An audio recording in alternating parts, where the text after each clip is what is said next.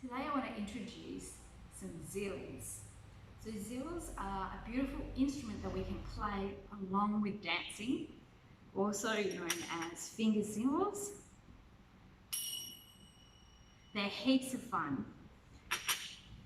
Okay, so I've got two sets, a brass pair and a beautiful shiny silver pair. Quite different sounds. So you might choose different zils depending on whether you're doing global caravan like we are, or if you were doing something folkloric or Arabic, Egyptian style belly dance. You might go for a different sound. It's important to look after the elastics. If they get too loose, you don't want your finger cymbals falling off halfway through a dance or flinging them off and hitting a classmate in the head. So make sure they're nice and tight. We wear the finger cymbals on our thumb and our middle finger. So we want the elastic to go around that middle, the top joint.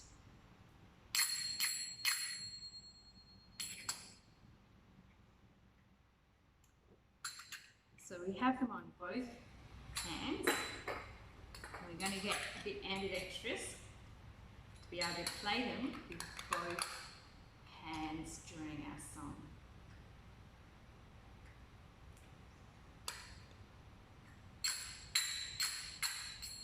So I want to get you to get used to just playing them while you're sitting down or just walking around to start with, and then we'll slowly introduce it into our dance as well. Don't take too long in practicing without moving. Once you get in the flow of playing, it's great to implement it into your dance as soon as you can, because the harder it gets, the longer you take. We start with something really simple, just walking around in time with the music. Turn that into a gawazi, turn that into a gawazi 1 or a hip bump, and soon enough you'll be able to play along as you dance.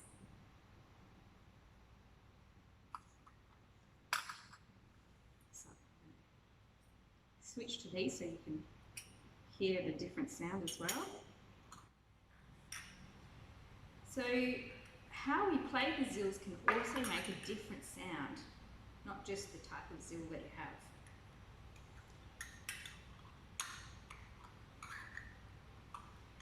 So we can play the zils in a clap, where we're basically hitting them exactly close together. Like one of those monkeys. Clonk, clonk, clonk. Except we're doing it this way. So that's a clapping sound. We can also do a ring. So if we turn our thumbs inward slightly and hit the edge of the zil onto the other one, and then let it ring without closing them together, that will let it ring. So that's quite a different sound. I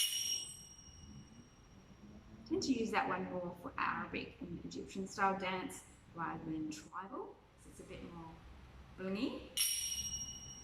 So we can make a ring sound, and we can also make a click. So this is again where we turn them in and we want them to hit not perfectly on like the clap, but on the edge a little bit. So it makes a click noise, not as sharp as the clap and not as bell-like as the ring.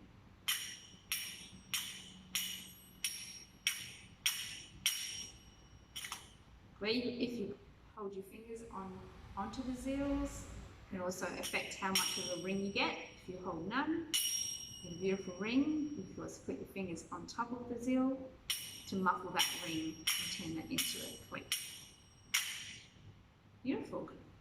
So let's just start with how to hold our hands and arrows. So to start with, if we're not moving in a set step, we just hold our arms out like this with our hands turning in, and we cup the zils.